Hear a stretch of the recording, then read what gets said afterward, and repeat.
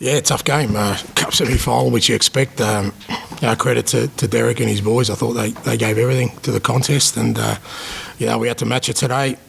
The conditions, weren't great. The pitch is not in great condition, which is disappointing. So we knew it was going to be a battle before the game started, and again, it's credit to the boys and this team that it's not all just about the football. There's a real desire and willingness there to overcome any challenge, and they did that today. Two disallowed goals. Do you have any complaints with either of them? Well, they're offside. So, yeah. Do you think Georges was lucky late on the penalty claim that Kilmarnock had? Well, I think I'm a pretty lucky man, so I just think it's filtering through the team. Does that just show the character of the squad, Ange, when you're back against the wall?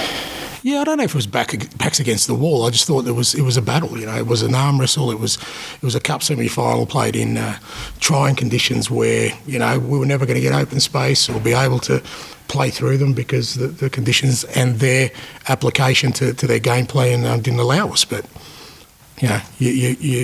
your ultimate goal and ambition is to overcome whatever you need to do out there, and this team has consistently done that. That's why we're in this position of, we rarely lose because whatever was thrown at us, this group of players and as a collective find a way to get the job done, and they did today. Was it sheer desire, do you think, that got you through it, Ange? Some difficult moments, big moments? Yeah, desire, but I think, it's all part of it. It was discipline, structure. I mean, you got to be really disciplined in those kind of conditions because it's very easy to do something rash. Mistakes are going to happen because just the nature of the contest and like I said, the conditions presented before us. So, it's how you react to those mistakes. And I just thought we were really, focused and concentrated. Joe made a couple of great saves, which, we haven't needed him to do at all. But, he delivered. And at the other end, we created the moments we needed to get the goals we needed. And you've mentioned the pitch and the conditions. Do you think we need to think about when we have showpiece games like this during the season for the fans as much as the players? You can't control the weather here in Scotland. That's almost impossible. But I'm disappointed with the state of the pitch. I thought that would be better. I mean, when you come to Hampden, it's a showcase event, and you kind of want the conditions to be the best they possibly can. Like I said, you can't control the weather, but even when I walked out before the game, I was disappointed in the pitch. There's a game there tomorrow, so it's going to be tough for the two teams tomorrow as well. So I think if you're going to have showcase events where everyone's watching and the sort of spotlight's there, you want to present it in the best possible condition. Now, I don't know how much football they've had on it or what the situation's been, but like I said, for a cup semi-final, you want the best conditions possible. What has to be issues with the pitch, Ange? What were the particular issues with the pitch, like from pitch level? What did you think? I think everyone saw what the conditions were. It just doesn't have great grass cover. It didn't really hold really well. I think that's what happens with all this kind of rain that we've had. Because I noticed in your own pitch actually last week as well. Yeah, although I went to Motherwell's pitch. That was perfect. Yeah. So I mean, look, I'm not here complaining. I'm just saying that I was asked the question about a showcase event, and you want to present everything in the best possible manner. We come to Hampden for big games. That I think when you go to a venue for big games, you just expect the pitch to be in the best possible condition, considering everything. Yeah. Take it, you'd hope it's a lot better for the final. Well, yeah. Again, you would because look, I just think, as I said, all eyes are always on these games, and you certainly want everything to be presented in the best possible manner because it paints the whole competition in good light. So like I said, I don't know the background to it. Maybe they've had a lot of football on it. I'm not really sure, and maybe they've had some issues with the pitch. But I think when you have a venue like this that it's kind of designed for big games, you kind of hope that it's presented well.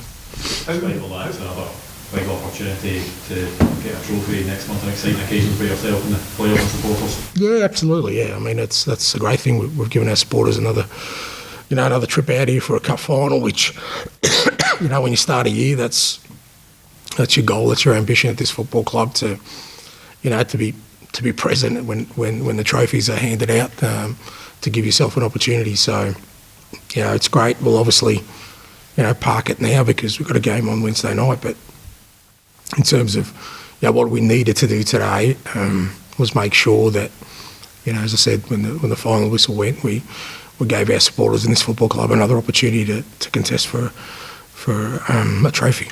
How keen are you to strengthen again? How keen are you to strengthen again? And are you confident you will? In terms of Incomes, new faces? Yeah, no, we're still, we're still working on things, and we're constantly trying to make the squad stronger, and I think we need to, and I want to, and I don't want us to stand still at any point.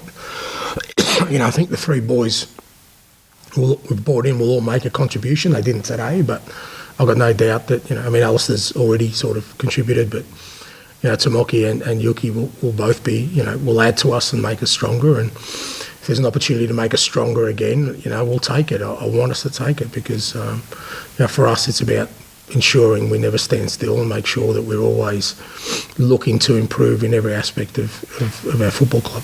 Whatever happens with George Giacomakis in the future, I thought he showed a great attitude to deal with it. But he always has, I kept getting asked questions about it, and whether it's him or Josip, I watch them every day. They're training hard. Their attitude is first rate.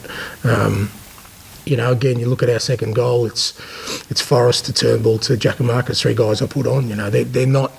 They're not sitting around moping that they're not starting. They understand that, for us to be successful, we need a strong squad. And, whether you start, I've never understood that, whether you play 60 minutes or you play 30, the opportunity still exists there to contribute to your team. And that's the attitude of the boys. And brilliant for Jacko to get his goal. And as I said, the three contributors to our second goal was testament to kind of the squad's focus at the moment. Has there been any concrete bids for Jack? Well, if anyone does bid in concrete, I'm certainly not entertaining it. But no, look, there's nothing certain. As I said, there's going to be speculation between now and the end of the window. Michael deals with the majority of that. By the time, if it gets to me, then we know it's serious. But at the moment, there's nothing that I need to address. Thank you.